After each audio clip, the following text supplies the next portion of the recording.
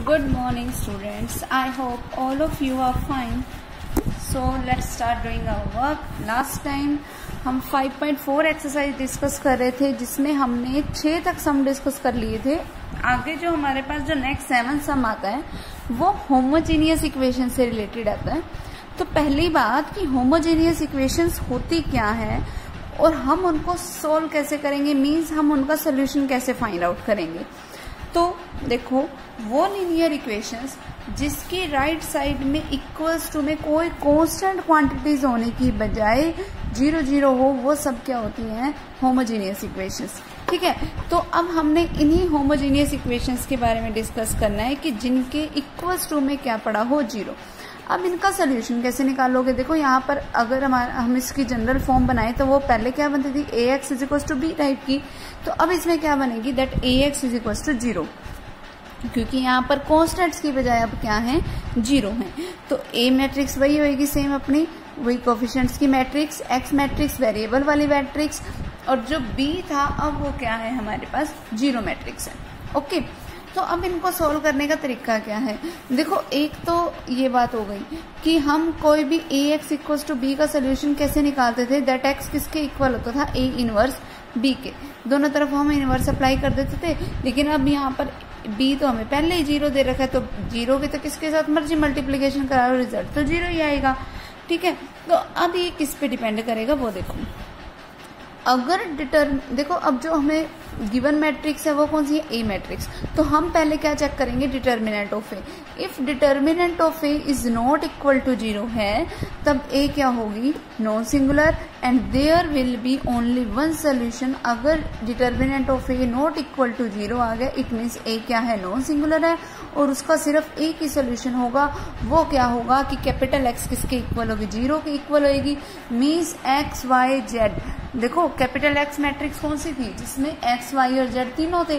तो इसका मतलब एक्स वाई और जेड तीनों वेरिएबल्स की वैल्यू क्या हो जाएगी, 0 हो जाएगी। जब एक्स वाई जेड तीनों वेरिएबल्स की वैल्यू 0 हो जाती है तब उस टाइप के सोल्यूशन को बोला जाता है ट्रिवियल सोल्यूशन। ट्रिवियल का मतलब ही यही होता है कि जब हर एक वेरिएबल की वैल्यू क्या हो जाए, 0। ठीक है, अगर determinant of A equals to 0 आ जाए तब हम क्या बोलेंगे कि एक्स वाई जेड की तो कोई वैल्यू होगी, लेकिन ए की वजह से इन दोनों की प्रोडक्ट 0 के इक्वल बन गई। देखो सीधी सी बात है कि ए एक्स अगर 0 के इक्वल है तो हम क्या बोलेंगे कि या तो ए 0 के इक्वल है या फिर एक्स 0 के इक्वल है। ठीक है, तो जब हमारे पास a नॉट इक्वल टू 0 होगा तो इसका मतलब x 0 के इक्वल होगा, मतलब वेरिएबल 0 के इक्वल आएंगे। और जब a इक्वल टू 0 होगा तो इसका मतलब उसका सोल्यूशन कैसा होगा, not trivial. Non trivial means जब वेरिएबल 0 ना हो। ओके, तो इस टाइप से हम उनके सोल्यूशंस बताएंगे। अगर बाय चांस देखो कोई ऐसा सम आ जाता है जिसमें हमारे होमोजेनियस में जिसमें हमारे पास determinant of A equal to 0 आ जाए, तो अब देखो determinant of A equal to 0 आया, इसका मतलब एक्स वाई जेड की तो कोई ना कोई वैल्यू होगी ना। तो वो एक्स वाई और जेड की वैल्यू हम कैसे निकालेंगे, जैसे हमने लास्ट टाइम निकाली थी ना कि हम जेड वेरिएबल को कुछ नाम दे देते थे और फिर हम एक्स और वाई की वैल्यू निकालते थे। बिल्कुल वही सिस्टम करना है अपने। ओके, और अगर determinant of A not equal to 0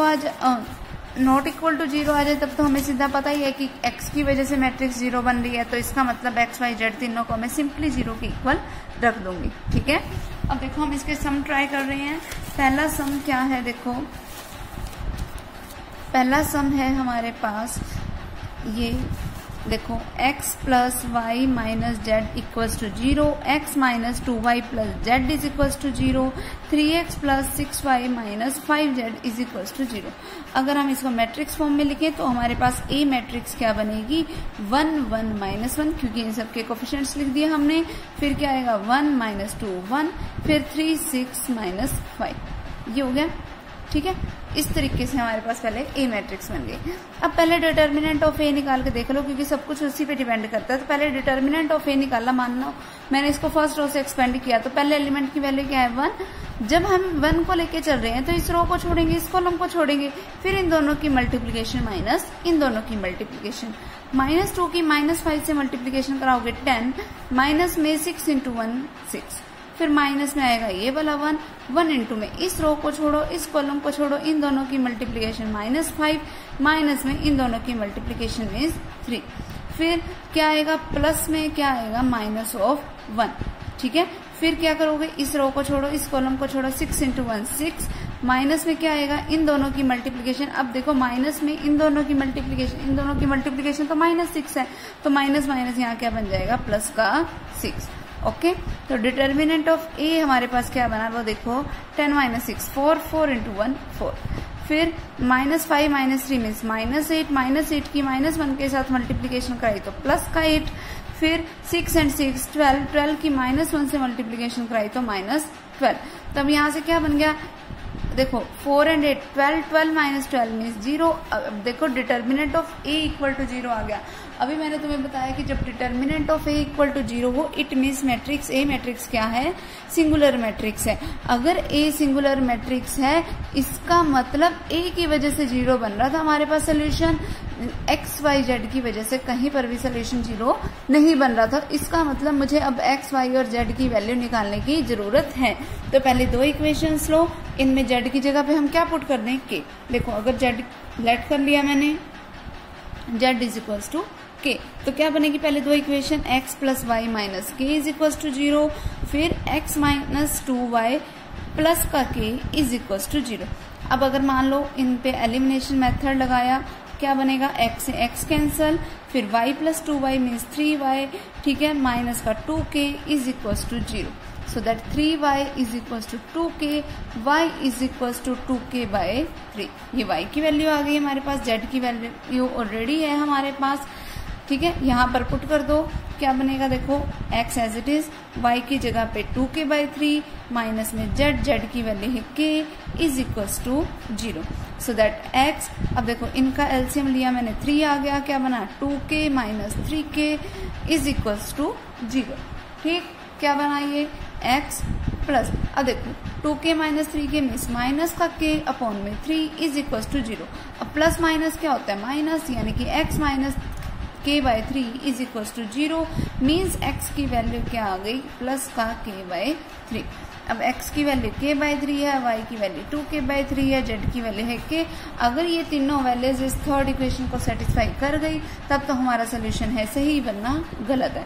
तो 3x, x की जगह पुट करो 3k बाई 3, प्लस में क्या था 6y, 6 इंटू में y की वैल्यू क्या है 2k बाई 3, ठीक है।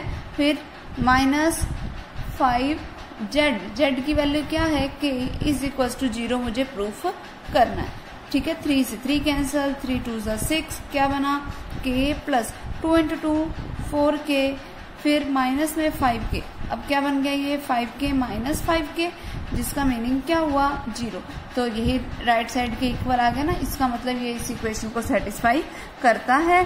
तो x की वैल्यू ये होगी, y की वैल्यू ये होगी, z की वैल्यू ये होगी, और यही इसके सोल्यूशन हो जाएंगे। अब देखो अगर डिटर्मिनेंट ऑफ ए यहीं पर नॉट इक्वल टू 0 बन जाता, तो मैं सीधा ही लिख देती that x is equals to y is equals to z is equals to 0 means trivial solution, ठीक है। तब हम सीधा लिख देते हैं। ओके, जब इक्वल्स टू 0 आ जाए तब हमने ये सब कुछ करना है। क्लियर। नेक्स्ट सम इज 8 सम। देखो 8 सम क्या है हमारे पास, देखो ध्यान से देखना है इस टाइप के सम्स को करना कैसे है। तुमने हमारे पास कोई एक ए मैट्रिक्स गिवन है, 2 - 3 5 3 2 -4 1 1 -2, ये ए मैट्रिक्स गिवन है। पहला काम उसने हमें बोला फाइंड ए इनवर्स, तो पहले हम ए इनवर्स निकाल लें। देखो ए इनवर्स निकालने के लिए हम करेंगे क्या, सबसे पहले हमें देखो ए इनवर्स का मीनिंग क्या होता है कि हम किसकी वैल्यू निकालें, adjoint of A divided by में डिटर्मिनेंट ऑफ ए की, ठीक है। तो हम बिल्कुल वही करेंगे।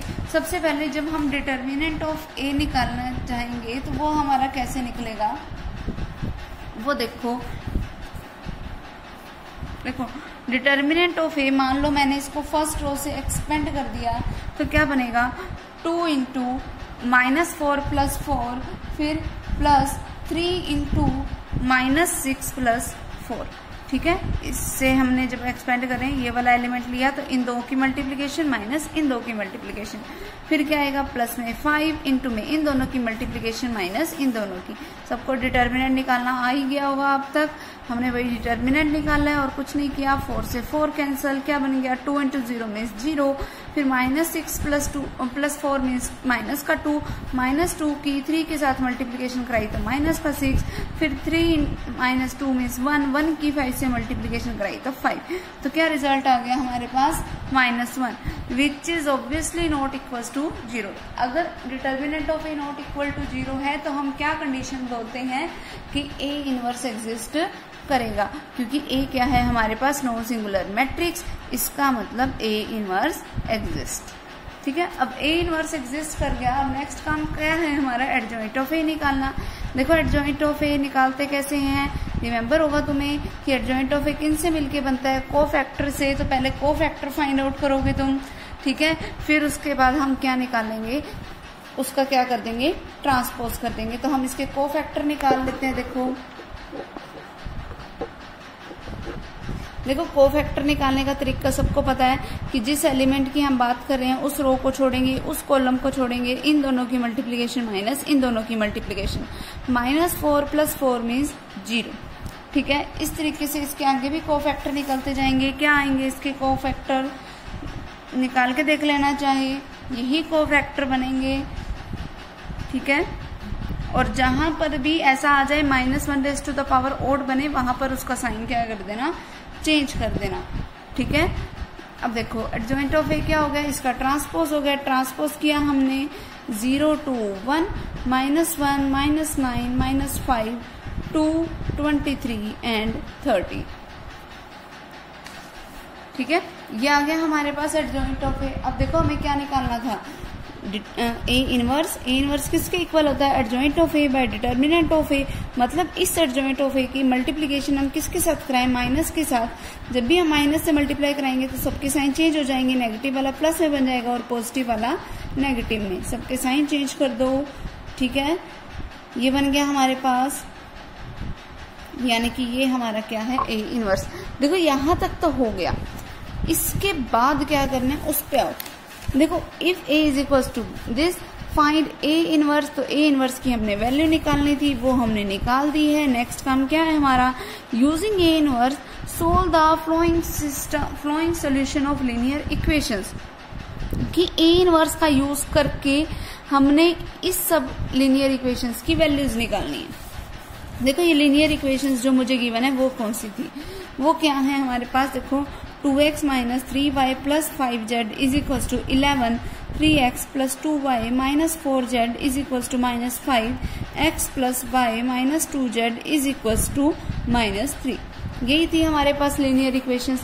अब देखो इनकी वैल्यूज, अगर देखो लीनियर इक्वेशंस को मैट्रिक्स फॉर्म में कन्वर्ट करें तो यही नहीं बन रहा, 2 - 3 5, 3 2 - 4 1 1 -2। और यहाँ पर क्या है, x y z is equals to में क्या पड़ा है, 11 - 5 - 3, यही बना। अब देखो ये वाली जो मैट्रिक्स है ये वही ए मैट्रिक्स ही तो है, यानी कि ये ऐसी फॉर्म है that A X is equals to B. अब मुझे एक्स की वैल्यू निकालनी है तो एक्स क्या बनेगा, ए इनवर्स बी के इक्वल। अब देखो ए इनवर्स की वैल्यू हमें पता है, वो वैल्यू पुट करो पहले। यहाँ पर क्या है वो वैल्यू, 0 1 -2 -2 9 -23 -1 5 -13। ये जो ए इनवर्स की वैल्यू निकाली थी हमने वो पुट कर दी। इनटू में क्या पड़ा है हमारे पास, बी। बी क्या है हमारे पास, वो है 11 -5 -3। अब इनकी सिंपली मैट्रिक्स की मल्टीप्लीकेशन करो, जो भी मैट्रिक्स बनेगी वो हमारे पास वैल्यू किसकी होगी, एक्स मैट्रिक्स की। एक्स मैट्रिक्स का मतलब एक्स वाई और जेड की। ओके, क्लियर, वो उसका रिजल्ट हो जाएगा। अब देखो कई बार ऐसा भी हो सकता है, जैसे अब इस वाले सम में देखो कि हमें ये ए मैट्रिक्स गिवन है, वो हमें बोल देगा ए इनवर्स निकालो, और फिर वो बोल देगा कि इसका यूज करके अब इनका सोल्यूशन निकालो। देखो ए इनवर्स तक तो बिल्कुल सेम वैसे ही निकालोगे, adjoint of A by determinant of A करके, लेकिन उसके बाद क्या करना है वो एक चीज नोट करो। देखो आगे जो हमारे पास ये जो दे रखी है लीनियर इक्वेशन, देखो इनके कोफिशिएंट्स है 1 1 2, फिर 1 2 -1 1 -3 3, मतलब इसी वाली मैट्रिक्स का क्या है, ट्रांसपोज है। तो इसी का ट्रांसपोज मतलब जो लीनियर इक्वेशंस बनेंगी वो कैसी होंगी, ए ट्रांसपोज इनटू में X is equal to B. तो एक्स हमारे पास क्या होगा, ए ट्रांसपोज का इनवर्स और फिर इनटू में बी। तो जो भी अब देखो हमने एक प्रॉपर्टी पढ़ी हुई है कि ट्रांसपोज का इनवर्स कर लो या इनवर्स का ट्रांसपोज कर लो, बात एक ही है। तो जो भी यहाँ से हमारे पास ए इनवर्स आएगा ना उसको यहाँ लिखोगे और सबसे पहला काम क्या करोगे, उसका ट्रांसपोज करने का, फिर उसकी बी से मल्टीप्लाई करवा देना। जो बनेगा वो हमारे पास वैल्यू किसकी हो जाएगी, एक्स की। क्लियर। उसके बाद नेक्स्ट हम देखो, find the product of this and use this to solve this linear equation. कि सबसे पहले इन दोनों की प्रोडक्ट निकालो और फिर उनकी प्रोडक्ट का यूज करके हमने इन्हीं लीनियर इक्वेशंस को क्या करना है, सोल्व करना है। ठीक है, तो हम वो वाला काम कर लेते हैं। सबसे पहले देखो क्या है, इनकी प्रोडक्ट्स करते हैं हम। 1 -1 2 0 2 -3 3 -2 4 और इसकी हमने मल्टीप्लिकेशन करानी है -2 0 1 9 2 -3 6 1 -2 के साथ। देखो इनकी जब हम प्रोडक्ट करवाएंगे तो सीधी सी बात है, प्रोडक्ट करवाने का तरीका क्या होता है, फर्स्ट रो की मल्टीप्लिकेशन फर्स्ट कॉलम के साथ 1 × -2 -2 -1 × 9 -9 फिर 2 × 6 यानी कि 12। तो क्या बन गया, माइनस का 2 माइनस का 9 और प्लस का 12, जिसका मीनिंग क्या हुआ 1। ओके, फिर इस रो की इस कॉलम के साथ 1 × 0 0 -1 × 2 मीन्स -2 2 × 1 मीन्स 2। तो -2 + 2 मीन्स 0। फिर उसके बाद देखो आगे क्या बनेगा हमारे पास, फर्स्ट रो की थर्ड कॉलम के साथ हम मल्टीप्लिकेशन करवाएंगे। तो क्या बनेगा, देखो 1 की 1 के साथ 1 -1 की -3 के साथ मीन्स प्लस का 3 2 की -2 के साथ मीन्स -4। तो 1 + 3 -4 मीन्स 0। ओके, ठीक। इस तरीके से हमारी और भी मल्टीप्लिकेशंस बनती जाएंगी और चाहे तुम इसकी मल्टीप्लिकेशन करके देख लेना, ये बनेगी, आगे भी करके देखोगे यही बनेगी, मीन्स आइडेंटिटी मैट्रिक्स की इक्वल बन रही है। इसका मतलब अगर बाय चांस ये वाली मेरी कोई ए टाइप की मैट्रिक्स थी, ये मेरी कोई बी टाइप की मैट्रिक्स थी, तो मैंने जब ए की बी के साथ मल्टीप्लिकेशन करवाई तो वो बनी क्या, आइडेंटिटी मैट्रिक्स। ठीक है, अब देखो उसने हमें आगे क्या बोला है, डिटरमाइन द प्रोडक्ट। फिर अब इसका यूज करके मुझे इन लीनियर इक्वेशंस को क्या करना है, सोल्व। ये लीनियर इक्वेशंस देखो मैं एक बार लिख रही हूँ, क्या है ये linear equation, x - 2y x - y + 2z = 1 2y - 3z = 1 3x - 2y + 4z = 2। और देखो यहाँ पर कहीं x नहीं है, मतलब ये 0x कर लो। और देखो इसको ध्यान से, इनके कोफिशिएंट्स देखो 1 -1 2 यानी कि सेम इसके जैसे, फिर 0 2 -3 यानी कि इसी के जैसे। तो मतलब ये फॉर्म देखो, अब ये जो मैट्रिक्स बनेगी वो कैसी मैट्रिक्स बनेगी, ए टाइप की। तो क्या ऐसी फॉर्म है ये, AX = देखो क्योंकि मैं B इसको नाम दे चुकी हूँ, तो इस इक्वल वाले को अब कोई B नाम देने की बजाय कोई नाम दे दो C का। तो अब मुझे क्या निकालना है, X निकालना है। तो X किसके इक्वल होगा, A इनवर्स × C के। अब देखो सीधी सी बात है, अगर ए बी जो है वो आई के इक्वल है, अगर इसकी प्री मल्टीप्लाई करवाऊं मैं ए इनवर्स के साथ, तो क्या बनेगा, ए इनवर्स × में ए बी = ए इनवर्स × में आई, यही बनेगा। अब A inverse × A means identity, identity की बी के साथ मल्टीप्लिकेशन कराओगे तो बी, ए इनवर्स की आई के साथ कराओगे तो ए इनवर्स। ठीक है, तो इसका मतलब ए इनवर्स किसके इक्वल आ गया, बी के। तो इसका मतलब एक्स क्या बन गया, बी × सी। तो बी मैट्रिक्स हमारी दे रखी है, हमें अब ए इनवर्स निकालने की भी जरूरत नहीं पड़ी। तो बी मैट्रिक्स हमें दे रखी है, वो क्या है, वैल्यूज पुट कर दो, -2 0 1 9 2 -3 6 1 -2। अब इसकी मल्टीप्लिकेशन मुझे किसके साथ करानी है, सी के साथ। सी क्या है, 1 1 2। सिर्फ इनके साथ इनकी मल्टीप्लिकेशन कराओ, जो रिजल्ट आएगा वो हमारे पास क्या होगा, एक्स मैट्रिक्स। ठीक है, क्लियर। सेम अगला देखो, ए और बी दे रखा है, फाइंड ए बी। तो पहले मुझे इन दोनों की प्रोडक्ट निकालनी है और फिर इसका यूज करके मुझे इन लीनियर इक्वेशंस को सोल्व करना है। ओके, सिंपली वही बनेगा, देख लो, चाहे यही लीनियर इक्वेशन यही ए बन रहा है। ठीक है, सेम ऐसा ही सम है। नेक्स्ट इज 12th सम। देखो क्या है हमारे पास इस 12th सम में, देखो the sum of 3 numbers is -1, कि जो 3 नंबर हैं उनका सम है -1। तो अगर मान लो कोई 3 नंबर है x y z, तो इसका मतलब उनका जो सम है वो इक्वल्स टू है -1 के। फिर if second number is multiplied by 2, अगर सेकेंड नंबर क्या था y, अगर सेकेंड नंबर की हम 2 से मल्टीप्लाई करा दें एंड थर्ड नंबर बाय 3, और थर्ड नंबर की 3 से मल्टीप्लाई करा दें, we get 5 on adding them, तो उनको ऐड करने पे मुझे क्या मिलता है 5, ठीक है। If third number is subtracted from, third number को कहां से सब्ट्रैक्ट करना है, from the sum of first and second number, first और सेकेंड नंबर के सम में से मुझे इस थर्ड नंबर को सब्ट्रैक्ट करना है, तो हमें मिलता क्या है, वी गेट -1। तो अब हमें करना क्या है, find the numbers using inverse of A matrix, मतलब मुझे एक्स वाई जेड की वैल्यूज बतानी है। इनवर्स का यूज करके तो सिंपल लीनियर इक्वेशंस को हमें सोल्व करना आता ही है, ठीक है, क्लियर हो जाएगा ना। नेक्स्ट देखो, 2 schools P and Q want to award their selected student on the value of their discipline, politeness and punctuality, कि 2 स्कूल है P और Q टाइप के, वो वहाँ जो पढ़ रहे स्टूडेंट्स हैं उनको अवार्ड देना चाहते हैं, किस चीज़ के लिए, डिसिप्लिन के लिए, दयालुपन के लिए, पंक्चुअलिटी के लिए, ठीक है। फिर the school P wants to award ₹X each and ₹Y each and ₹Z each for the 3 respective values to its 3, 2 and 1 students with the total award money of ₹1000, कि मतलब क्या है कि जो P स्कूल है वो क्या करना चाह रहा है कि हर एक स्टूडेंट को X रुपीज देना चाह रहा है। पहली चीज क्या थी, डिसिप्लिन के लिए। अब देखो, एक स्टूडेंट को अगर डिसिप्लिन के X रुपीज मिल रहे हैं तो उसने P स्कूल ने कितने स्टूडेंट सिलेक्ट किए डिसिप्लिन के, 3, तो 3 स्टूडेंट्स को कितने मिलेंगे, 3x।